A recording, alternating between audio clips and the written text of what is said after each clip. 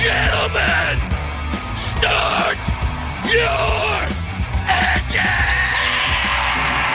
Fucking shit me? Dude, how long you been racing? You've been racing 100 fucking years, you stupid fuck.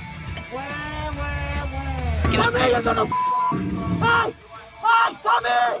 Come here, you Madsen is howling on James McFadden. It's basically like rebuilding a car basically after the race, where you go take all the injectors out, clean all the pistons, everything like that, take the exhaust pipes off, make sure nothing's scorched, everything like that. All right, welcome back to another episode of the Work Area Podcast. In studio, Buddha and Trav Armstrong. How are we, boys? Good, mate. Good. Good to be here. Mate, well, I guess there's no sponsors signed up yet, Trav, so this one's brought to you by MATLAB. Oh, perfect, yeah. Mate, how's that been going? Yeah, steady. I probably don't hammer it as much as I should.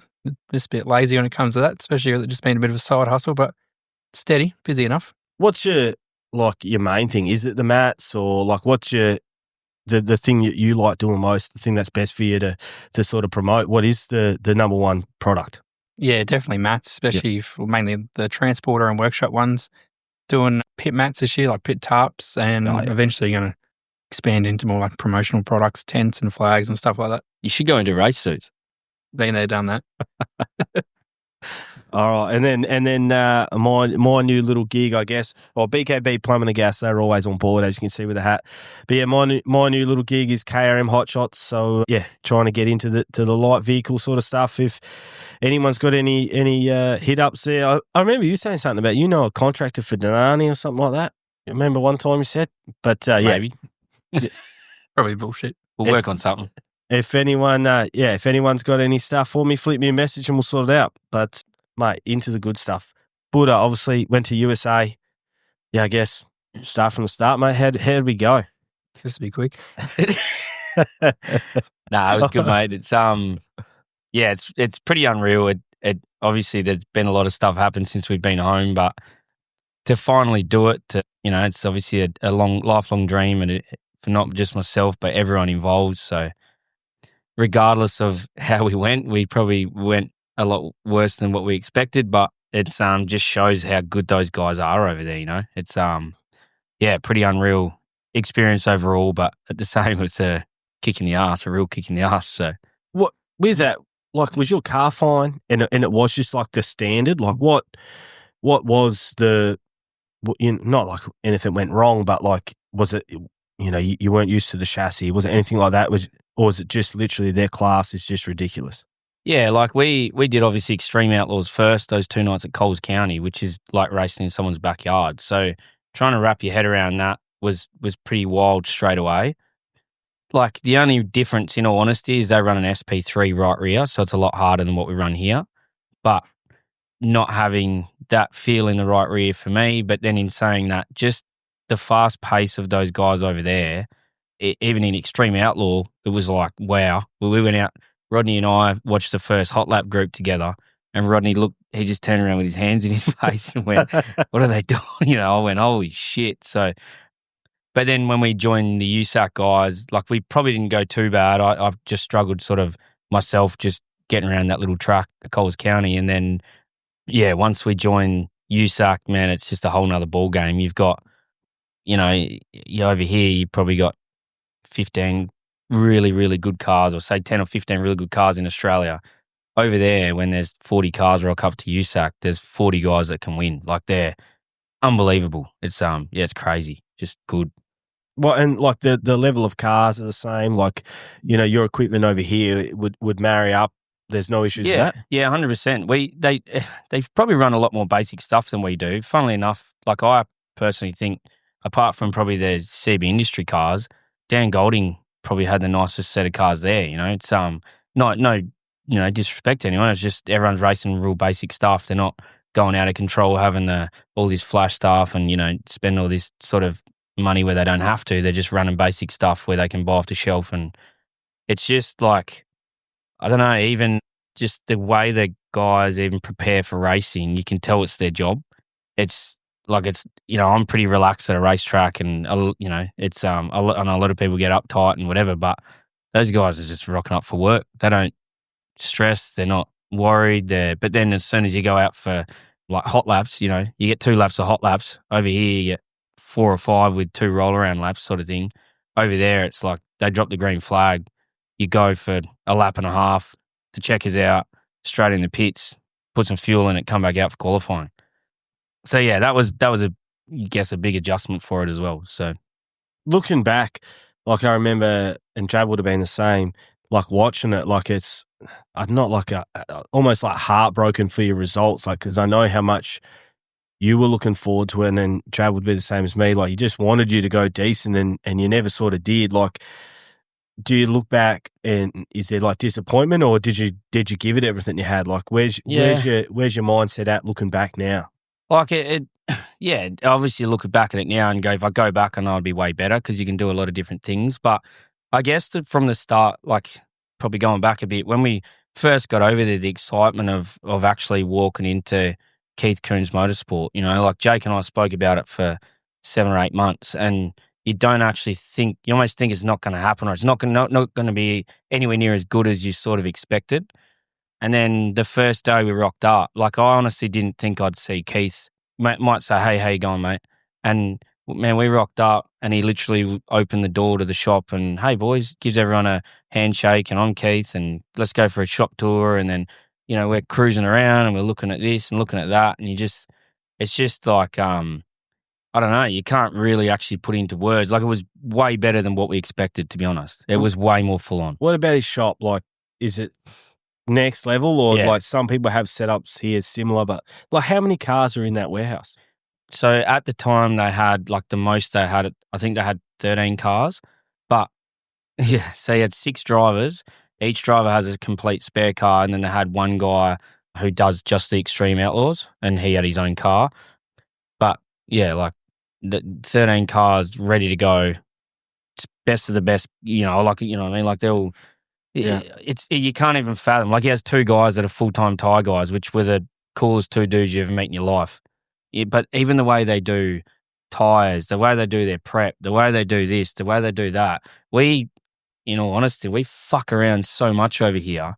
Those guys are like, roll it out of the trailer, clean it, do your basic maintenance, put it back in the trailer, go and race.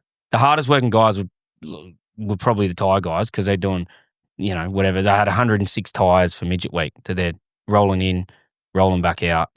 Yeah, 106 rims.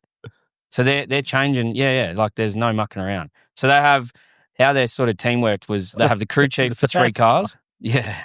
So they had a crew chief for 3 cars. I hope they had rattle guns. Yeah. Yeah.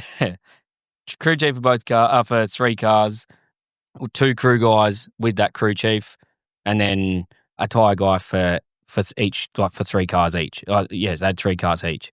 And just how they work, you think like running 1 car's hard, but running 3 cars and those guys are just cruising, rolling around, doing this, doing that. Even when they wreck a car, it doesn't matter because there's another car upstairs. So they just rolled it down, a seat in it, everything. Bang the heater on, jump in it, belts are in it, cannon jumped. Well, the first night, I think it was engine, the whole deal, man. Just literally belt, seat, the whole deal. Like, you just turn key, done. He just jumped. Say the first night at Circle City, someone went over and hit the top of Cannon's car and bent all the down rail. So they just rolled that car. They rolled the spare car upstairs down that night, changed the panel kit from the car that he was all busted up, changed it over to the other car. Next day, you wouldn't even know it's a different car. Just jumped straight in it and away he went. Even during the night, one night they changed cars. Someone changed cars and then went back to the original car. They just weren't happy with seat position or something, and then didn't like the other car, so they just put the other car back and away they went. Can you do that here? Just swap cars like that? No. If you were to have it? If you had registered, don't they? Yeah, you both got it. You have them both registered. Mm-hmm. You got to nominate them both. There's them different rules. You got to scrutineer them both. But then if you jump in your spare car, you're off the back of the final or whatever race you're in. So you lose all your points from the first car over there. But even I keep going back. I'm missing parts. But like when you rock up to a racetrack, there's no, hey, stop at the gate and pay your money and blah, blah, blah, and muck around. You're getting there at fucking 1 o'clock and piss farting around all day. It's roll in, everyone rolls in, 3 o'clock, everyone out of the gate, out of the pits. You go, everyone pays to go in. Over there, they've even got an app which fucking makes everything like bang, bang, bang, straight back in, do your prep, whatever, sitting there, drivers meeting, do your pill draw. They tell you the rules straight away. There's no, even like your insurance, there's no insurance over there. We just bought insurance from a company. We bought it. It's in America, but it's sort of runs all over the world, just a third-party insurance. Yeah, okay. So it's not Murray Bridge. Yeah, it's definitely not Murray Bridge. No, it's just like it's so full on over there how they sort of do everything, and even the way they Better though? Yeah. Oh, like it's hard to go against Motorplex. Like we have it sweet over here. It's such but it unfair thing to review things it is, on. Hey? Yeah. Like pisses all over everything else you've ever seen. It's just the biggest thing over there, but it's midgets and micros. So midgets and formulas. There's no 15 other categories. There's no this. There's no mucking around. And it's like everyone goes out for hot laps. Everyone goes out for qualifying. Everyone does one heat. Everyone does a B main, A main, done.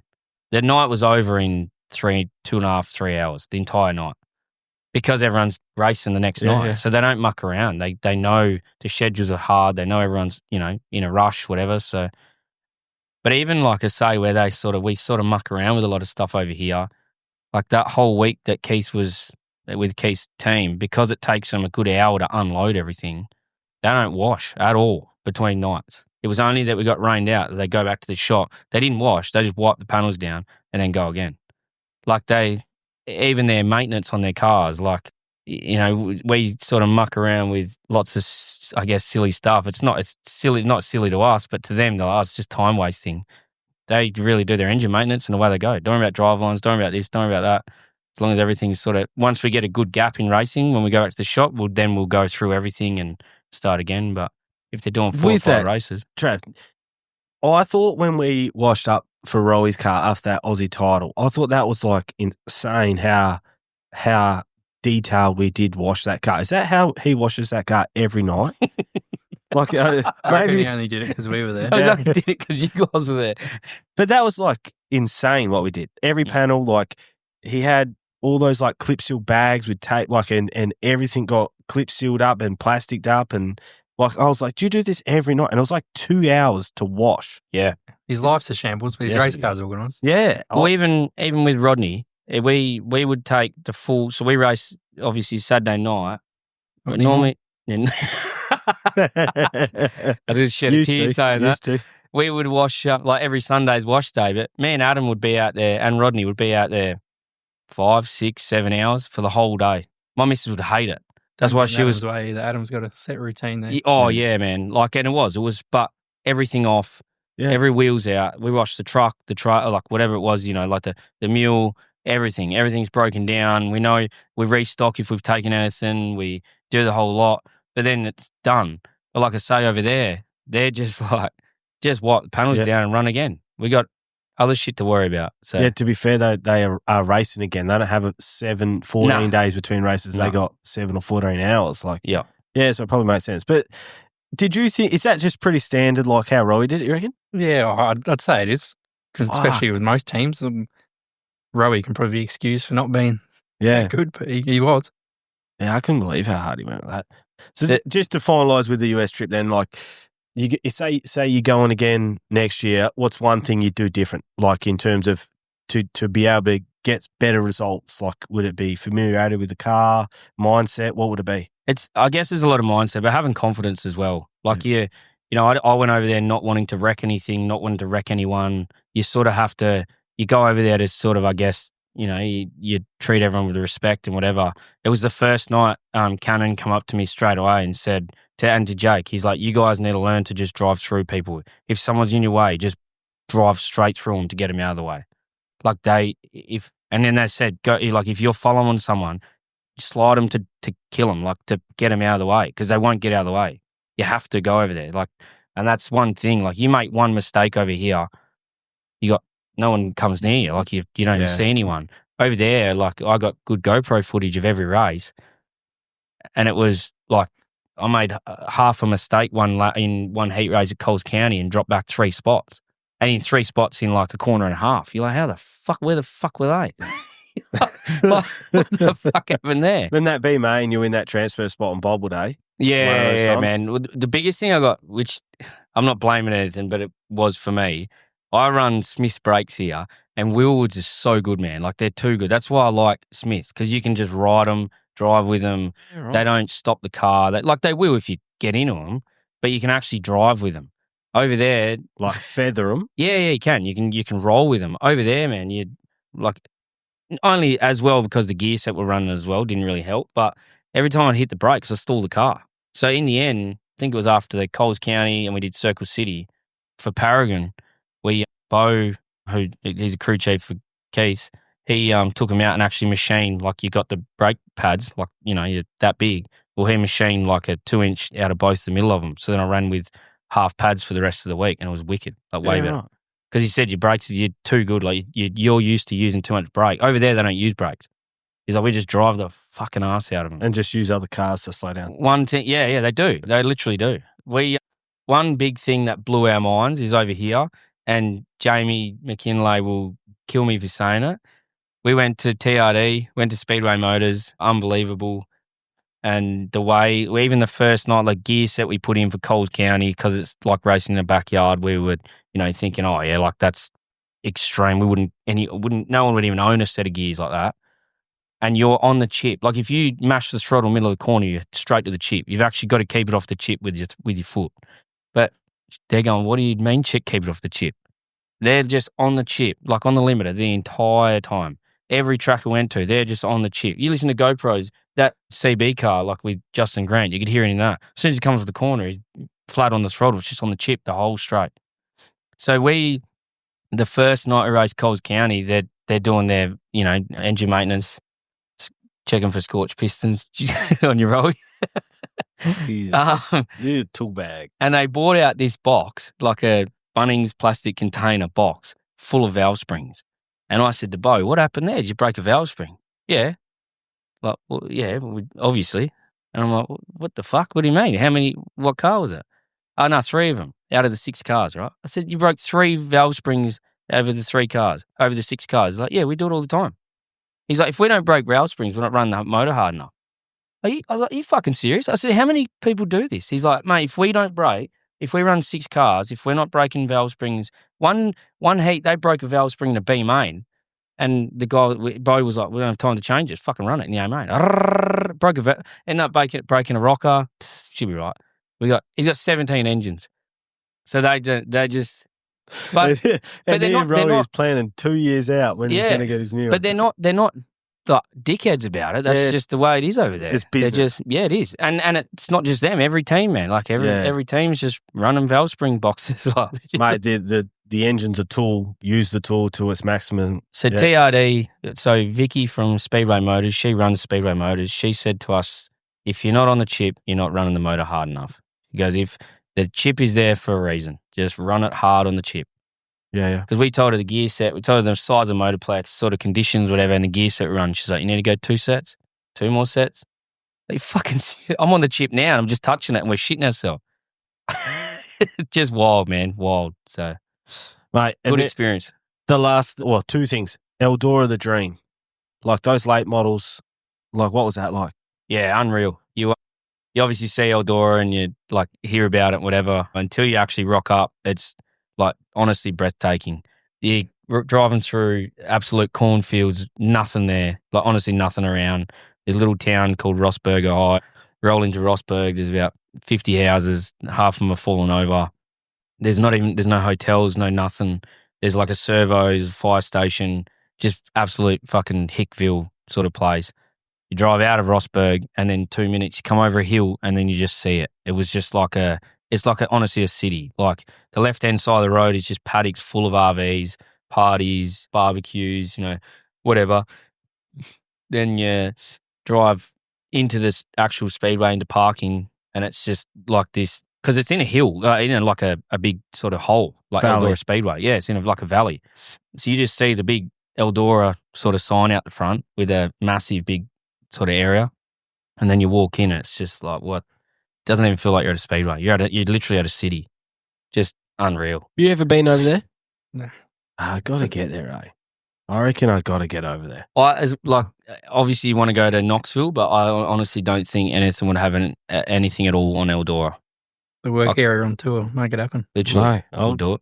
High Limit official podcast, mate. would be epic, mate. You got to get over there just to see it. That was, that was one thing. Going back to like results, it sucked, and for the money, the effort, the time that everyone put in, it sucks for the results. But I've told you before, like I just fucking pinch myself everywhere I go with the racing. So just to go over and do it and see it at the end of the day, like I kicked myself in the ass at the end because I was getting down over it. But I'm like, man, look at what you did. I got to race USAC and, Rowy's got one up on me. He won't let me down. He's made a USAC show. Just let everyone know there was only 20 cars there, so he had to get in. At least you got a good view of all the feature races. Yeah. I got to see some of the best racing from the outside. It was unreal. Mate, what about that first night with you boys obviously didn't make it, but that was all of Manders did. First night he did.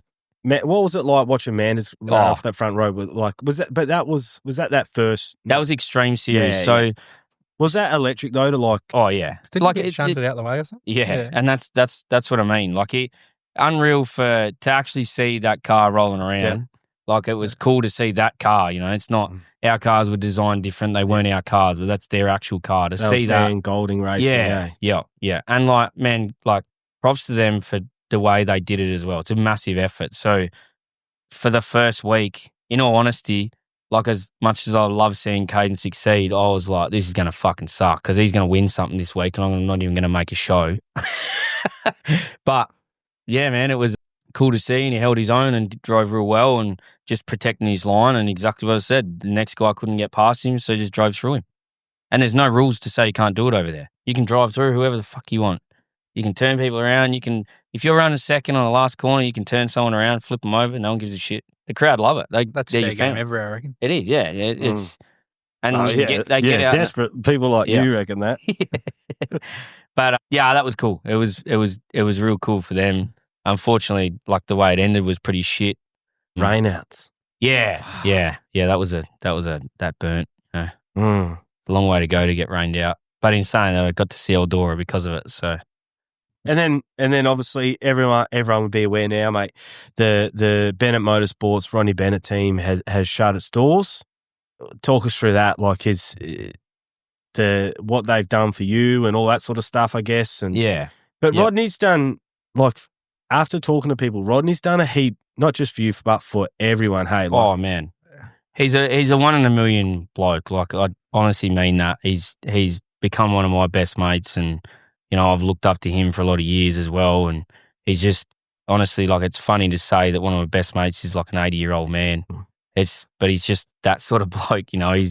He's helped everyone in Speedway, a lot of people, a lot of clubs, a lot of events. It's definitely a massive loss to Speedway in WA, even Australia. But yeah, we sort of Rodney a couple of years ago told me and Todd when he gets to 80, he'll obviously give it up then. Like he's 79 this year, so he's still got another 12 months in him. But this was next season or this coming season was probably always going to be our last anyway. We all knew that. And then before we went to America, we all sort of had a bit of a get together, but obviously like just me, Rodney, Todd and Adam. And I guess everyone sort of agreed that if something came up and one of us left, then it would just be the end of it. It's the easiest way to do it. We could all probably keep going without one of us, but it's just not the same. Yeah. And Rodney was pretty big on that. It was, one-time sort of deal with all of it. Yeah, big time. So that was the same thing with the America. Rodney said, we'll go to America. I can fund a little bit of it, but you've got to pay for everyone to go. That's the only way I'm going to jump on board with it. And we somehow got to do that. So I think for Rodney, it was probably in his mind. You can tell the last couple of years he's been getting pretty grumpy over everything and sort of getting sick of it. But again, he's nearly 80 years old. So yeah, where before we went away, Todd quit his job. He was there for 14 years or something. So quit his job to sort of go and do something else. And then I flew home from America a few days before those boys.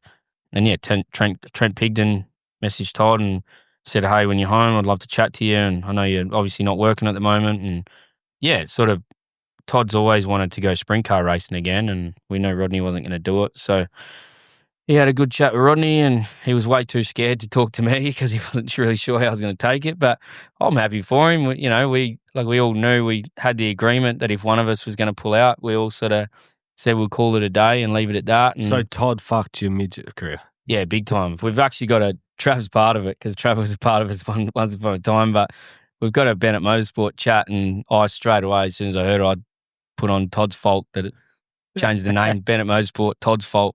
So yeah, look, Todd's fucked me, but no. Fucking Todd. Look, it was in saying that, Rodney did actually say he probably would have pushed through one more year. He didn't actually want to. Yep. The second Todd sort of asked Rodney, he said like it was a bit of a weight off his shoulders. Just looking for a way out. Yeah, he was. He honestly was, yeah. Yep. Man, he's done enough. He's looked after me. I can put my hand up and say I honestly had the best, not even midget ride, probably the best ride in Australia in anything. Like, he funded everything for me, funded everything for all of us. Every trip we went away, he funded everything. It was no hassles. If we wanted equipment, he would get us the best equipment. He wasn't stupid with it. He was always stayed humble, always made us stay very humble with everything we did. Fuck, we wanted to win an Aussie title. That would have been cool to do that. But then looking back, we won nearly every race you possibly can in a midget. We did. We really, I don't think we won a Queensland title but virtually everything else. No, we didn't go to Queensland, but just, unbelievable to do that. I'm obviously very, very privileged to be able to say that I raced for Rodney. And like I say, just at the end of the day, we're all great mates, and I still piss him off every day. I still ring him nearly every day, and I probably still will. And we'll just go around there for beers and, enjoy it. So, yeah, it's a little bit like daunting. Obviously, like you said, not just like you don't have a ride, but you don't have one of the best rides that there is, and then there's so much unknown, and you're lucky to be in the position to drive a speed car, and then but it would also suck for that to be taken away. Was there any what am I going to do? Is there anything like that? It's still sort of like that at the moment, I guess. I guess I got so comfortable with what we were doing. I probably should have tried to pursue. I want to race sprint cars. Obviously, everyone knows that. I want to aim for a sprint car ride again now. But I probably should have tried to pursue it a bit earlier now. That's the one thing that sort of bit me. Not necessarily get away from Bennett Motorsport or Rodney and Todd and all that, but just probably focus a bit more on that when I was too focused on the midget and trying to do all the midget racing I could, when we probably should have tried to cut our schedule back a bit with that and try and aim to do some more sprint car racing just for this. But no one ever knows, Hindsight's 2020. It is, man. Easy to look back now, but and like I say, it was a big kick in the ass and a big kick in the teeth. Speedway's my life. I've loved it, and I feel like I'm in a good spot. The last 12 months of racing were probably one of the toughest that we had. We still won a lot of races, but I feel like I'm probably driving the best that I've ever driven in my life at the moment. And, I actually said, I think I said to Trav on the phone the other day, like, I now look at Caden and Dane and what they're doing in sprint cars, and it fucking eats me up because I can race wheel to wheel and beat those two guys in a midget. And I feel like, give me 5 or 6 races in a sprint car, and I think I could probably be up there with them. So it's sort of given me a bit of a drive and a bit of a kick in the ass to try and chase some more stuff down now. I've been pretty quiet since the whole Rodney thing a few weeks ago, but over the next, I guess, couple of weeks, I'll be hard on the phone and trying to feel like I'm looking around for a job, to be honest. It's but we'll see what happens. Hey? Put an ad on Seek. Yeah. You reckon that is a little bit weird? Like when I looked at some results during the year, I feel like results-wise, it's one of your shittest years.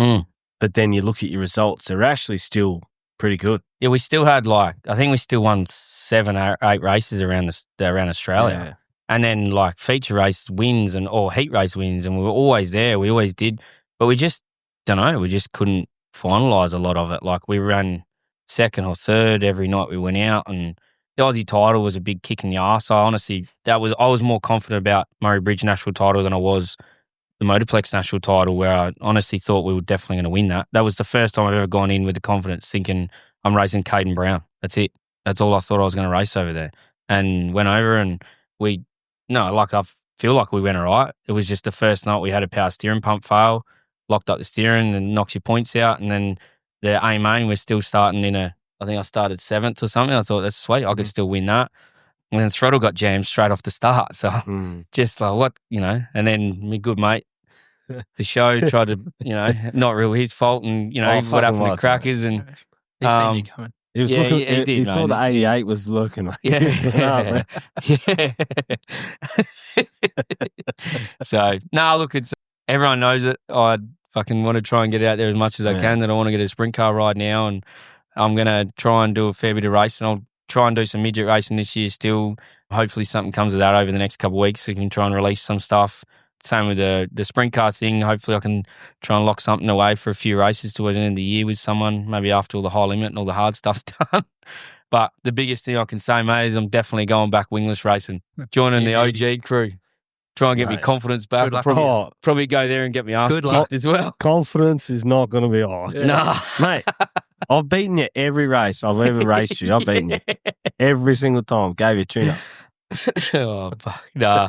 We'll see how we go, mate. It'll be good.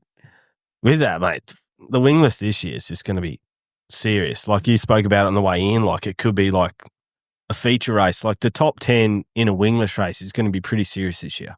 Man, I reckon it's the best year it's ever been. Like obviously with the title being here, but last year, even that night when I jumped in Walsh's car, it was fucking awesome to see it. Like that car was the same equipment as what I used to run. Probably the exact same equipment I used to run. No, Walshy. Same tires. Same fuel. But it was like, I'm going, this is fucking awesome. Like you can run wheel to wheel with, I was running 10th and I think I was racing Sharpie and Wedgie. Yeah. And I'm like, these guys are winning races. Like, who knows is in front of me? It's fucking you two, but. That's right, mate. It actually was me. Yeah. Trav wasn't for long. Then he got out and fucking faked it and said he saw and cried and I had to get out because I thought he was losing his If breath. you didn't spin out that race, I would have Speaking fucking weak as almost died. piss. Mate, you said to me once this year, if it wasn't for the Iron Hours, you would have had the best season ever. I think Yeah. I finished second or third to him 8 times. Or Yeah. something. It's true. But I swear, they're the two best wingless drivers nearly in the country. Yeah, Yeah. that's At what I the said on the motorplex. podium every time I got up there. And if you can run up here with these guys, you're doing something right. They're probably the 2 best in the country, if not the best. And they've just purely just because they've put in the time to their cars. They just got the best stuff and they're they're always doing laps, whether it's Yeah, they are. wingless, the street style. Yeah, it is. It's It's laps. But is that the best you've driven this year, Trav? Yeah, probably. It's the best year I've had results-wise. he had a good stint in the midget there for a couple of shows. That's the only time Tom's beaten me, actually, in a midget. But yeah, this year, like your results were phenomenal. Like when the track is slick and it's on the wall, like you it seems to be not like you're struggling heats, but like your strong suit comes in the feature once it's like the proper driver's track and it gets up on the wall. Like one time you went so far back and I remember you smashed the wall in like 2 in front of me and I remember thinking, that's him done. Like, sweet, I don't have to worry about him. End of the race comes, can I get 1, 3 and 6 to the podium? I was like, what? Didn't even see him pass you. Nah. I was like, It I was, thought it was he was 163, actually. the 163. But yeah, that was such a good year for you, mate. Like, Yeah, it was. I was probably not really aggressive enough in heat races because I don't really want to take anyone out. Yeah. Sometimes it happens. But yeah, I think once the track goes slick to the fence, I'm probably pretty confident no matter where I start that we'll find our way to the front somewhere along the way. But and Yeah. when it's like that, are you like balls to the wall or is it just comfortable?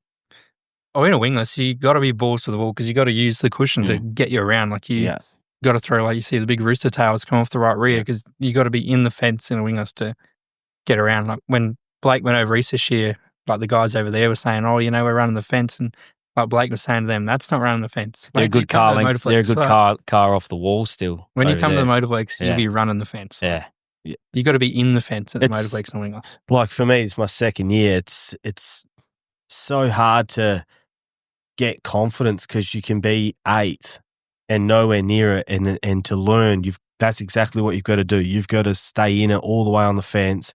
When you turn, it still drifts up. Like it's a hard division, and I've said it a few times. I don't think people could just jump back in and do well in the class, and then Well, exactly, it was. I literally even back in the day when I used to jump back in for a state title, and I wasn't confident saying I'm going to come in and win, but it was still tough. But I Still won 2 of them from not racing all year. yeah, but I wasn't like this is fucking easy. It was fucking hard, man. Like it's hard work, and that's the thing with wingless as well is you can't put, like Matt and Blake will do now 25 laps without one mistake. Yeah. You make half a mistake and someone's on you. And that's where I guess with wingless, it was always so good. People go, it's just a, Commodore engine, that's shit, whatever. It's not. It's some of the hardest racing you'll do. Don't get me wrong, a sprint car is the hardest class to win in, but you've got to be so good in a wingless the whole time.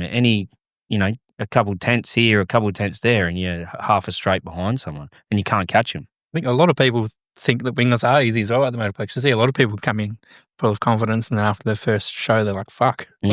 Yeah. It's not as easy as it looks on a wingless around there. Even like new people to the division come in, you can buy everything for, say, 20, 25 grand. You could get out on the track.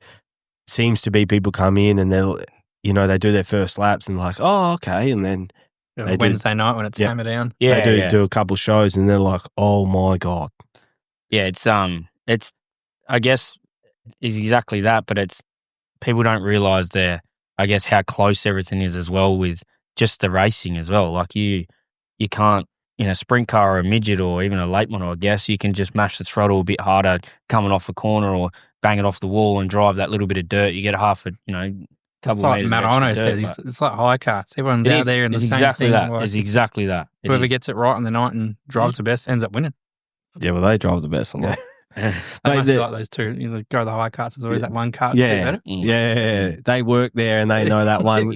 Number 23, that's the car. Yeah. Mate, Trav, one of the stories that I love that you've told is early days. You and Buddha were working together with the Merger Motorsports, mate, and there was that first 1 or 2 nights, whatever it was, on Merger Motorsports, and you rolled out for World Series, mate. I love that story, and yeah, if you can tell everyone that story, tell it the way you tell it without the cameras, the normal way. Tell that. I love it. We might have to bleep it out a bit if we do that. Nah, we don't bleep anything out. Yeah, that was a fun year. I think we ran the whole year when it wasn't blown up, just on Google on a Maxim setup sheet. If we had Chat GPT back then, it would have been Chat GPT and how to set up a 410 sprint. We honestly had not. You can do that, Yeah. and Chat GPT gives you good stuff. Is that what you do? We needed that because it was me, Trav, and Robbo. Oh, he's taking over the story already. No. I just had this bit in. It was me, Trav, and Robbo and Walshy, and none of us had a fucking clue what we were doing. Honestly, nothing. Walshy'd putting left rears on backwards some nights.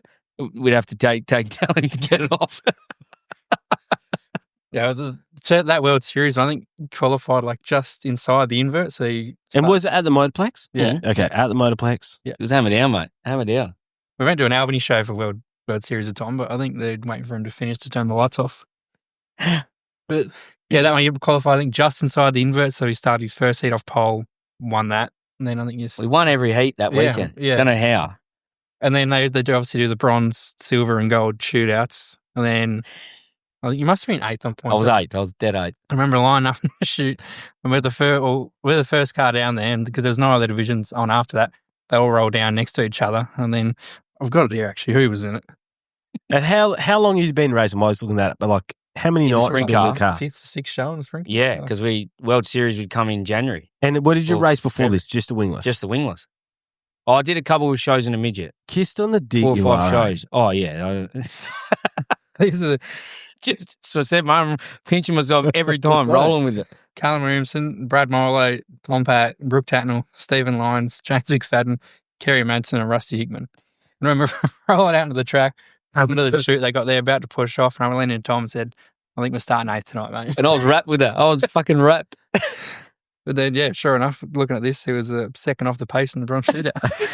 And I think I've told you before off camera, that was honestly like the best 3 laps I've ever put in my entire fucking life, man. Because I'm like, I got one shot here. I was fucking Eminem. I was literally one shot. I was like, I might be running for cricket next year if I pull this off. So, nothing against Scotty, but I was like, mate, this upgraded already. But it was like, we were not meant to be out there. I had people looking at, like, even in the pits, they're coming over congratulating me, and I'm like, fucking, I haven't done it yet. Like as in, because I made the top 8. That was it. I was right. Went out, went green, like, didn't know movement in the steering wheel. It was just rolling, flat out, hammering, and then cars to the infield, 79. I was like, beautiful, perfect. I'm wrapped with that. I got it wrong. Yeah. Are you sure? Up there, Jerome, check the times. Mate, I would love to speak to the other blokes in that. Like, I bet you they wouldn't even remember it. No, Like, it's no. a great story to listen to now and listen back to. But those blokes would just have no idea you're even in that thing. I remember telling you once, we went there in that feature because I started up the front. Like, you know, everyone sort of goes and then they roll out and they pace themselves, whatever. I was fucking hammered down. I reckon I got to fourth. And all it was, I saw Brooke was in the Diamond Bay car and I've thrown a bomb from middle of the back straight on him. Nearly banged the wall coming off turn 4 and he just rolled underneath me. And then I went again in turn 2, fucking slammed it off the fence again, and then they just all drove away. What's this idiot doing? They probably thought it was a lap car. Wasn't that the next night? I think that was the first night, and the next night was the final night. I think it was when James and Kerry. No, that was the first time. That was. So I did one stint. I did one stint in a 410. Me and Walshy literally bolted wings on the wingless and a 410. Right. Just for World Series. Scotty said, mate, I want to give you an opportunity. I drove his car at one of the SEG nights, Manning Tour nights. You'll be in that deal next year. Mate, if Chris Coyle gets gastro, I'm his man. But, I'll be putting stuff in his food. I'll let Trav tell this because he loves it. I fucking hate this story. I just remember sitting on the infield thinking, fuck me, I'm going to have to put my head down walking back into the pits. It was James and Kerry were like, it was a point in it for the But it was whoever beat the other person to win the series. And I remember it was like 2 laps to go and I could just see it playing out. I was like, oh no. It was rubber down. It was rubber down. They're going to catch him coming to turn 3. And sure enough, there's Tom winging the trunk, going absolutely nowhere. And there's Kerry and James coming behind him into 3. And I think James ended up just driving around you and Kerry got stuck behind you. I've chopped Kerry. I thought it was getting past for last. So I think I've chopped Kerry. He had to get on the anchors and James drove around him and won World Series. Lucky we didn't have crew shirts back then. Oh, it was good fun. And that. So you won James McFadden in the World Series. Yep. James owes me one. He owes me one. James wouldn't be anywhere without me from then. That started his career. I would love to get Kerry Madsen's version of that, eh? Well, I know Kerry. At the start of the intro. Yeah, that was like, it. Kerry after come up and I'm Buddha! No, well, I'm going, come here. Because I didn't even know I did it after. I'm still going to finish the race. I've just been lapped. The checkers aren't out for me yet. I was another lap. But anyway. It's Did Kerry say anything? I think he did after, and because after Trav come, like Trav straight, you fucking idiot, you want to see what you fucking caused? Nah, Trav would have held back. He'll kill you. Yeah. And he was like, this is what it is, man. You're a lap car, and couldn't do anything. He said, I remember my first race too. Yeah. Oh yeah, good fun. That was a good year. Absolutely no idea what we're doing. Was it car nights every Wednesday or something? Fucking miles away from where I was living. Yep. Still Hazelham? Yeah, Trav didn't have a license, so the only time he'd illegally drive, he'd get picked up or dropped off or something for work, and then would get in his ute and drive to Scott's, like an hour drive to Scott's place to work on the car, and we'd just stand there and talk shit for 2 hours and then go home. Look at the car, take a few Snapchats of it, wait for Jason to finish the engine maintenance. Yeah, that was it. That's why the engine was no good. Oh, yeah. That's why the only reason Tom wanted me there that year is because he didn't have a license. Oh, yeah, I didn't have a license either, that whole year. The whole season, I lost it for 12 months. There's a couple of other stories for that, but they're stories. We'll tell another one. Like I said, maybe the Patreon. Yeah. Maybe you get a Patreon, a little X-rated, behind-the-scenes type stuff. What about the next thing? We sort of spoke about the wingless, and I think that's going to be pretty strong this year, but I guess something you have a pretty good insight on, Buddha, is the midgets this year. I feel like, do you know if Dan Golding's, how much is he racing this year with those cars? Are they putting them out lots? Do you boys know? I'm not too sure. I haven't even heard of them. If I have nothing to do with it, if I have something to do with it, hopefully a bit. But no, I'm not too sure with Dan. I know they're focusing this year, obviously, with Caden on the 410. I don't even know if it's been released, but I think everyone knows about it. Yeah, heard it here first. Yeah, heard it here first. What? Yeah. But I said to Rodney, you've picked the wrong time to leave, mate. It's looking like a really good year. I can't say obviously too much. We've got our AGM tomorrow night, so we're going to release a lot of it. But funnily enough, it's the first year that we're going to have I can't really mention, mate. When's this getting released? 3 days from now. Beautiful. Nah, it looks like we're going to have we might be putting some together for major sort of series. No, I can't say nothing. I can't say anything. It's how every phone call with him goes. Yeah. I can't tell you, I can't do It- phone. it's- It's like, it's- I'll it's- just tell you. It's going to be a big year for Wazda. It's probably the best year we're going to have for a very, very long time. There's a lot of good guys coming over towards the end of the year. There's a few teams putting some stuff together. You'll obviously get some Yanks back this year, probably a few of them, which we haven't really had for a long time. Yeah, it's. I think our car counts are way up, which is awesome. Yeah, but even losing us. I know Jonesy doesn't really race as much anymore. Yeah, but and the maybe car losing- meat and potatoes, mate. The top end of town is gone. Yourself, Cody Nash. Yep. That's such a massive blow to the series. Yeah. And everyone was sort of worried about that. But from what it's looking like now to what we're sort of getting prepared for, it's looking like it's going to be a real good year. So Yeah, because that's my concern. It's the best racing at the Motorplex. Yep. Throughout the whole field. Yep. And I was like, I wonder what it's going to look like now with you guys dropping out. It's look, without like being a cockhead about it, it really puts everything back onto the next guys because it gives them a real good shot to step right up and have a proper crack. Like on obviously the bigger races we're still going to have hopefully myself. You'll still probably have Caden or something, or you'll have someone in Jonesy's car. You might have, Travis White. I know he brings Caden over a fair bit. So you're still going to have those guys, but week to week racing, it's probably going to step up a lot for everyone else, which is good. It's sort of going to mix it up a lot more as well, which is going to be good for our series, what we're sort of planning. So should be good. Yeah, because in my head, I was thinking like the podium contenders would be like Alphonse, Guadagnino, Bo Doyle, and Rowie. And then, no pressure, but Rowie, if you don't win every race this year, you should give it up. What do you reckon we've been telling him? That's nothing from what I've been telling. I'm being polite. I'm telling him he should give it up anyway. Yeah, I think he should. Should we call him? We should call him. He's on a date, so I'll just. I don't want to mess it up for him, but fuck him. Don't even check in with him. Just call him. You guys start telling a story. I'll tell you if it comes true. We don't really have anything PG either. Nah, let's just see what. What's the game? I knew you'd say that, mate. You're live on air. We're just talking about if you don't win every single race this year, give it up. It'd be like Buddha going to America and not making a feature. You should have given it up years ago. You won one race in the last 10 years, you wanker. Oh, my God. Mate, I've rocked up to the house in Dongra after playing my heart out for the Dongra Eagles. That's the story we'll get to next. Mate, old mate Rocho, no shit, has 16 photos in his lounge room of himself in a race car. I've never seen... Mate, I thought I was walking into his wake. The most humble cockhead you've ever met. Mate, the Museum of Roe. Rowie, if I'm lying, do a 360 in the middle of your lounge room as soon as you get home, mate. It's like walking into his wake, mate. You feel like, oh no, what happened?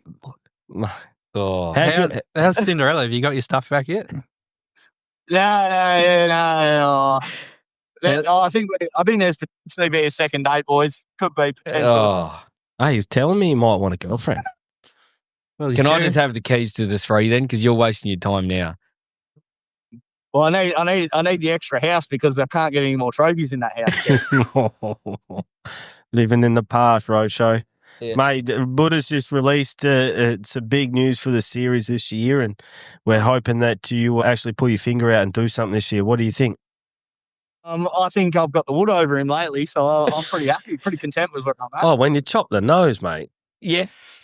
I was too scared to race you, mate. Last time I raced you, destroyed my national title. Mate, right now, when you watch this on YouTube, there's going to be a reel of that exact crash happening right now. Everyone will see it. Everyone will see it, mate. Left me no room. Mate, just seen the 7 coming from the back of the field. Keenan wasn't even coming down either. He was just running the top. Rowie's just seen the camera and turned hard left. I've seen the 7 come out of 22 and he's up to 6. The only time, mate, I've seen sparks come out of his left rear rotor. Hit him that hard, though, okay. Mate, he thought for everything Rodney's done for you too as well, and you treat his car like that. Well, don't you start. Oh, my God. Mate, you on your own or not? Yeah, no, I'm on my own. I've just left the premises. Oh, well, that date went well there, mate. It lasted about an hour and 15 minutes. Yeah. Oh, yeah. Well, I could say, yeah, no. Well. All right, Comet, mate. Well, I've got a photo, Kurt, you could have put up while that comes up. Perfect. I've got a couple of videos you can put on while that comes up. Yeah, all right. We'll grab a few, mate. All right. Well, as usual, provided pretty much nothing. So, yeah, appreciate your time. See you, mate. Comet. Well, that phone call was easy. I've never done that before. Piece of piss. Live on the air. Perfect. Mate, well, the day didn't go well. He only picked her up at 6:30. Mate, it's 8:20. She would have picked him up. Yeah. 8:20. No good. Mate, all right, so the midget series, you're obviously going to stay on in a capacity on the committee or? Yeah. So I'm just an executive committee member. So Just executive. Yep. So Committee member. He's on the committee. Not quite president, but I'll run that again. It's like I say, it's been cool to be a part of the build up to this. I haven't played a huge part in it, but just it'll be cool to be around for it. And yeah, I really hope I can actually race it this year. That'll be cool. I know there's a lot of good cars coming in, and like I say, good drivers that are potentially coming in. So yeah, it should be good, man. And I hope for that reason, like you said before, midgets always seem to put on the probably the best spectacle when you get 3 or 4 of us really trying to kill each other every corner. But literally. yes, I'm literally. The days. What about, is there new cars? Like, do you know new Yeah, cars get, yep, like anyone decent? Oh, he was decent back in his day. I've got a good mate of mine coming in this year. Oh, He's going to teriyaki. teriyaki, mate. If you into it, that'll be the new saying. How will he go? He's He's excited. actually good in the street stock, eh? That's what I got told. He was probably, him and Todd Waddell will fight it out for who was the best junior sedan racer. Okay. And Trav. Yeah. Trav's probably not far off, but no, look, he's doing the right thing. He's bought a link. So brand John new link. Teriyaka. Johnny Teriyaki, yep. Mhm. Yep. And he's a big name, remember it. He'll be everywhere. Whether it's Might be on the podium. maybe, I hope it is. He's done it right, Could man. be like He's- Tom's first podium in a midget when he won and 2 cars finished. Yeah. Got the Dukes up. Yep. No, I know there's a few new guys coming in. Like I say, there's no big names that, like, it's a lot of guys. I think there's a couple new guys coming from dirt carts. But like I say, I would think there's maybe 4 or 5 new cars coming this year. But then again, with this series, we'll probably find out later, there's a lot more guys that are sort of coming over as well, which are going to try and do a bit of racing as well. But Harry Stewart is a freak, mate. Yeah, he's like good, how good he was that first night here, and then how good he was at the Australian title, mate. He's a freak. and he's really, like, he's still so young. Yeah, he's a good kid too. Like the national title, I think that was just purely his lapse in his age. Got excited and Yeah, he banged that wall too many. I reckon you called it. did a good job of it. But in that yeah. second night, it was like chalk and cheese. Some of your performances, in that heat you won, mate. Caden Brown was all over it, and you could hear his engine. You would idle around and you'd smash that heat, right? Yep. You won that heat. And then you said, I can tell this race, it's going to be a long race. Like lots of guys are going to go out too early and just get that wall a few too many times. You're going to have to be at their end. Yep. I felt like you wrote the script for Harry Stewart's title. Like he was fast as. Yep. He just banged that wall one too many times. I think I said to you, I hope if I'm part of the race, like I thought I was going to be part of the race then, but I said to you, I hope someone like Caden gets the lead straight away because they didn't slow the race right down. Yeah. If Harry gets to the front, it's hammer down for 40 laps and it's going to be a fluke of who wins it. And it's sort of like, no disrespect to Harry, but it proved it, it's just, I think it's just his laps and like he's still young. He's going to be fucking good, man. I reckon. Well, he learned that lesson so early now. Yeah. Like he will never forget that lesson. No. And That then- was his title to win then. Everyone saw that. Like, I wouldn't hang my head over it. It's unfortunate, but it's part of it, But I feel like Caden is so clever as well. He knew that was happening. Oh, yeah. Yeah, he did. He sort of saw let him it- straight when he even ran into second. So as soon as Caden got to second, he just let it play out. Yeah. Harry saw Harry bang the wall a few times and Couldn't go forever, eh? Yeah. That was a wicked Aussie title, mate. Yeah. Really good. Yeah. What about do you guys know, we obviously know Jake Robbo is racing in the 410s. Is there any others that are jumping up that you know of that of any note? I have seen a couple. I saw someone else's as well. I know a few of the names are coming back and things like that, but yeah, I think there was a couple like people that surprised me that were going in. But obviously, even the 410s, like they released the calendar there for the Motorplex. It's just going to be all time, mate. Like my favourite event, King of the Wings. I love that pit stop. I love the fuel stop, how they can change it. They talk to them properly. Everyone sits there. And like, Yeah. I spoke to David Priola when he was in here. Like, one of my favourite clips is him telling AP, like, because I love my footy, and it was like a coach spraying a player. It was like, you were the fastest fucking car out there, mate. If you don't fucking win this race, I'm going to kick your ass. Yeah. Like, and I just remember watching that going, oh yeah, like it is serious. Like, they're playing for keeps out there. Like, get going. Yeah. I wonder if he kicked his ass because he didn't win.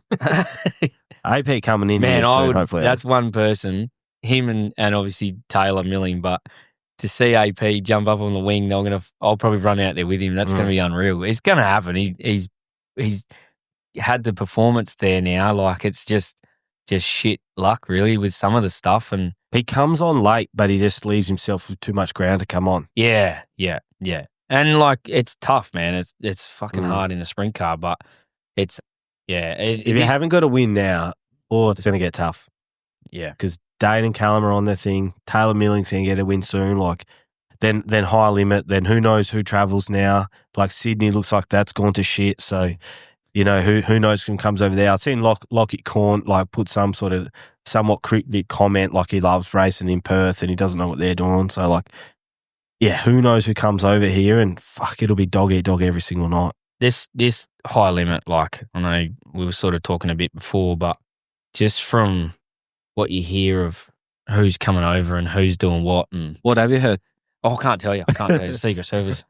This But what I can't talk about was the kept it quiet. We kept it under. yeah, was the got you by the balls, mate. No, like it's hard to think that it's going to be bigger than it was last year, but it has to be. It's definitely going to be bigger. It's unbelievable to have that at Motorplex, and it deserves it. But just the names that you've heard thrown around of who's coming over is going to be like, I don't really know how anyone's going to beat it. Well, even just think of last year, and you just throw Rico back in. Yeah. Seriously. Yeah, I and think then everyone's sort of like, they didn't forget about it, but exactly that. How good it was, and you throw Rico in that. Just Rico alone. Well, then, yeah, the other names that you hear bandied about, like, I don't want you guys to think yourselves. Oh, come on, tell me. Cameras had the shits. So. Yeah, that dropped out about 20 minutes ago. Yeah, I thought it had enough charge, but it obviously hasn't, mate. Oh, shit. Now just Buddha's head. 2 secs, boys. Yeah, I don't know if they're a team, but Carson Macedo, Aaron Reitzel, Rico Abreu, Corey Day. There's been heaps of names that I heard Spencer Piston as well. I don't know how true it is, but I've heard he's pretty. He was meant to come like 2 or 3 years ago, I reckon. I can't remember. Maybe it was just last year at High Limit. He did one of the interviews over in America. Yeah, he was talking about that. Wonder who was he meant to. Like, I don't know what Gio's doing, if he's coming back for Dan Golding. Like, but I doubt that. I don't know. I don't know. Especially because Caden can drive. Yeah, yeah. But yeah, if it's going to be this year, High Limits is going to be full on, and there's going to be so many people that we just haven't really thought about at the moment. Like, I know Cole Macedo's come back for, my head crew chief, the legend Todd Waddell, fucking wanker, career fucker. Yeah. Keep him away from my wingless, mate. I need that thing. Yeah. At least it wasn't you burning a bridge this time. I don't burn bridges, Trev. Fix them. But yeah, like that whole series, mate. But even forget High Limit, mate. Like to watch Kane and Dallum. I always say that, mate. Callum and Dane go at it. Like Taylor Milling, Caden Manders. Like, it'd be cool to see Manders in that thing. Yeah, but even towards the end of the year, like Ryan Lancaster. Yeah, like his first Bombers into it. Yeah, into everything. I love it. He's one of my favourite people to watch race, mate. Man. He goes for it. Oh yeah. But like his last 5 nights, good dude too. His last 5 nights were genuinely good. Yeah, like he just puts whole nights together now and keeps it on 4 wheels, mate. Yep. Like he'll be there. Like I can. But even Pridey, man, like Pridey stepped right up. I know he's not there for High Limit, but Pridey's in a good spot at the moment. He's doing well. Yeah, he's probably looking close to getting like a win on a night. Like he'll get a win. There's everyone's sort of stepped right up.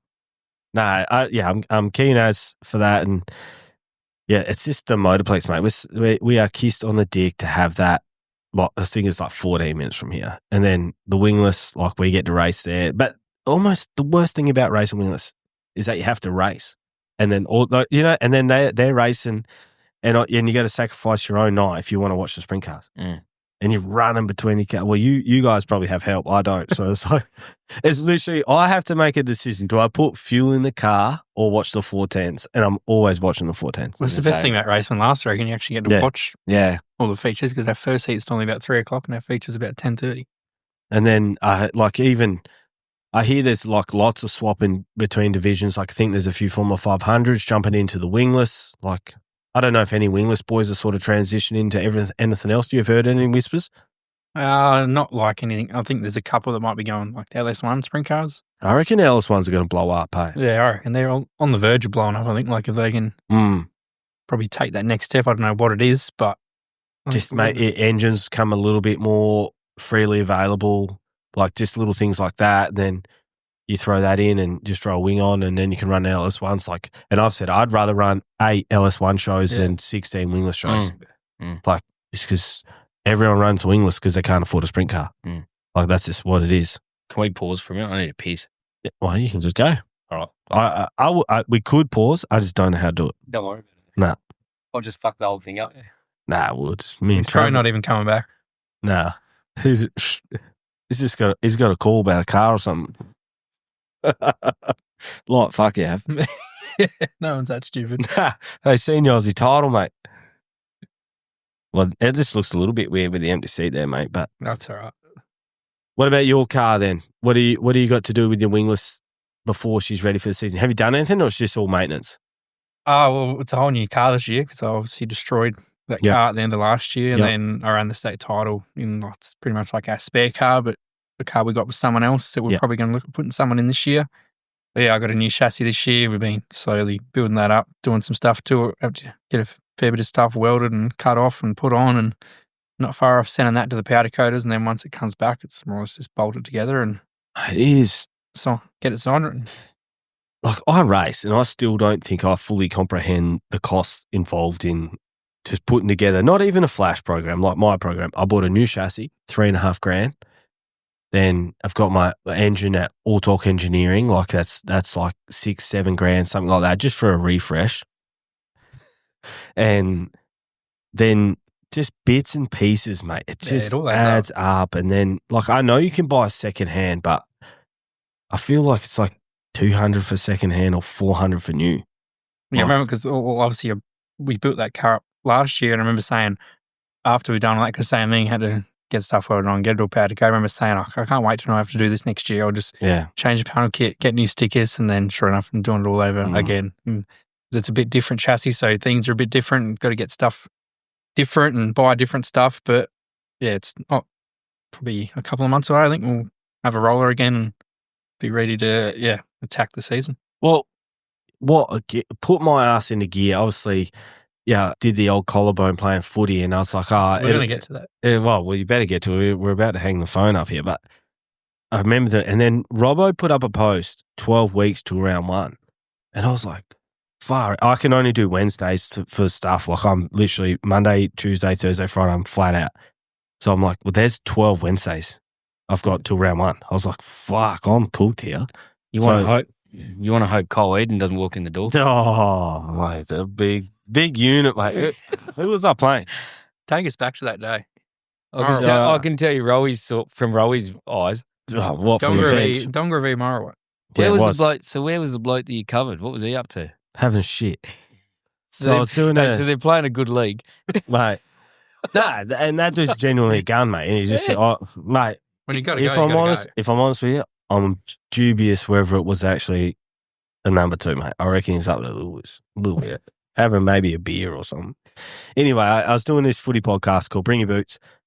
Talk shit about going up there and playing with Rowie. They're struggling for numbers. They said, come up. I said, I'll come up. It was to play against Rowie originally, wasn't it? Originally, I was going to do a podcast. I got sucked into Dongra. They were struggling. They're not. They're flush with numbers now.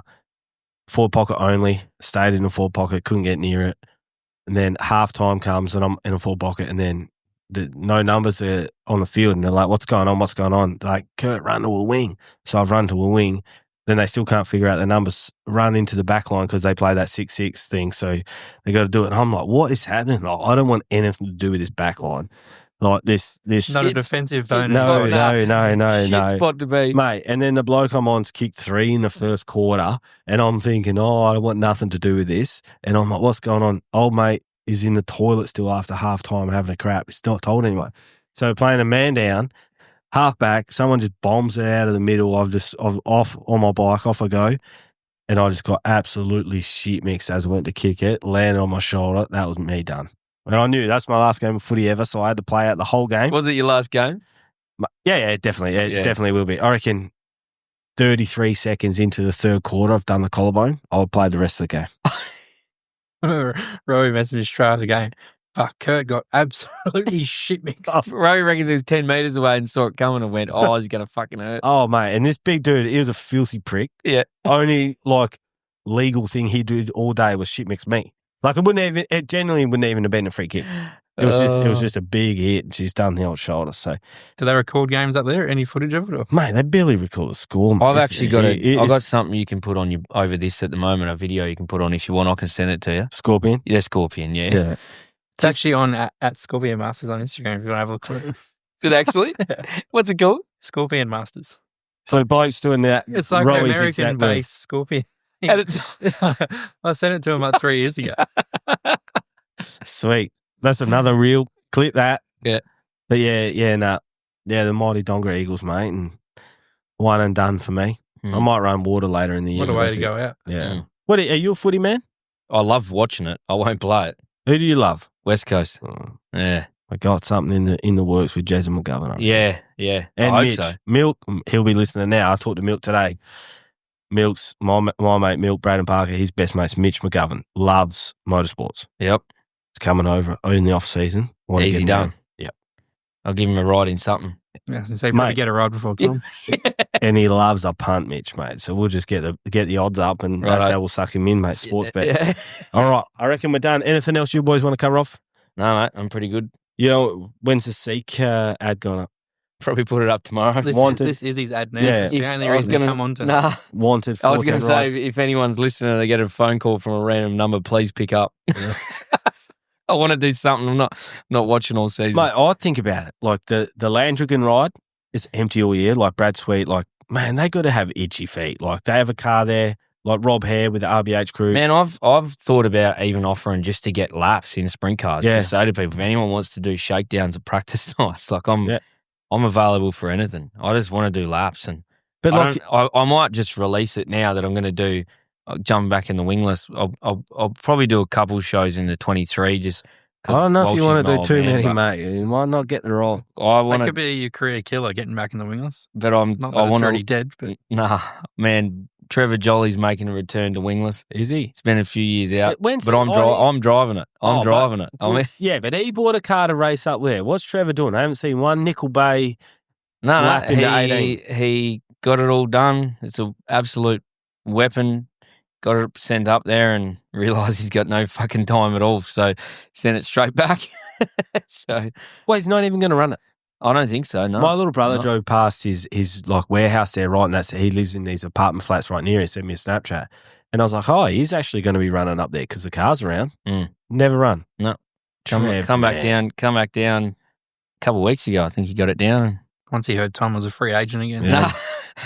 He just loves it, man. He's another one that loves it. He's just up for a good time. So it should be good fun. Speedway's going to be sick this year. Yep. We'll be banging out a heap of episodes in here. This one's the Piston Cleaner episode. That's what we're going to call it, mate. And every time I just do like a shit-talking episode like this, it's just going to be a Piston Cleaner episode, courtesy of one N-Row. Done. All right, we're out of here, boys. There's hour and 10. Bang that up. And I think next week I got Jamie Oldfield keen. Can't wait for that. I reckon that is going to be. I'm a bit intimidated, if I'm truthfully honest. He's good, man. He's a good dude. Yeah, no, I reckon that'll be a good chat. He'll have some stories, man. He'll have some wicked stories. Him, I think Chris and John O'Coyle next week. Yep. In your old ride. Yeah. And then I got a few others in the pipeline, but yeah, I'm real keen for Jono and Chris and then Jamie Oldfield after that. I reckon they're going to be crackers. That'd be unreal. We'll keep cracking them out. Thanks for your time, boys.